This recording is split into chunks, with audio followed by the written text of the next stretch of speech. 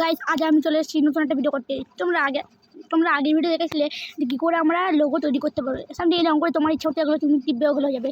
এখন আমরা নতুন দেখাবো যে তোমরা ইউটিউবে কী করে লোগো সেট করবে। এই জন্য আমার চ্যানেলটাকে একটু সাবস্ক্রাইব করে দিও, লাইক করে দিও, বেল আইকন অন করে দিও নেক্সট ভিডিওর জন্য।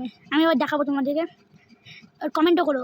এখন আমি ইউটিউব খুলছি, খোলার পরে তোমরা দেখো এখানে একটা জিনিস তোমার প্রোফাইল দেখতে, দেখো তোমার প্রোফাইলটা এখানে দেখতে হবে। দেখো আমার নিয়ে সবার প্রোফাইল এখানে থাকে, এখানে প্রোফাইলটা নিতে হবে, প্রোফাইলে যেতে হবে। প্রোফাইলে যাচ্ছি আমি, যাওয়ার পরে দেখবে এখানে মানে এই জায়গাটায় তোমাকে ক্লিক করতে হবে, এই জায়গাটায় ক্লিক করতে হবে।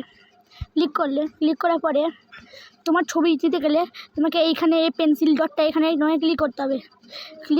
করতে হবে। এবার ক্লিক করছি আমরা।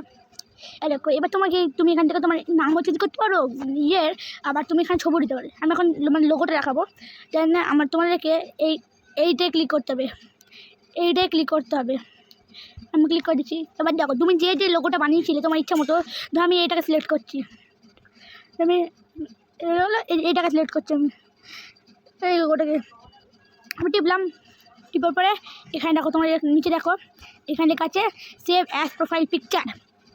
তো আমি এখানে সেভ অ্যাজ প্রোফাইল পিকচার করে দিচ্ছি। দেখো একটু টাইম নেবে, একটু ঘুরবে,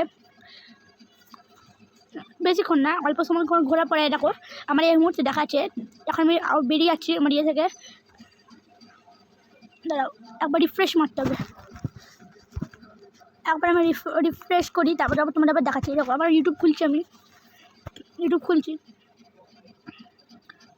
দেখো তোমরা এবার দেখো, দেখো আমার লোগো আমার কিন্তু চেঞ্জ হয়ে গেছে, দেখতে পাচ্ছ তোমরা।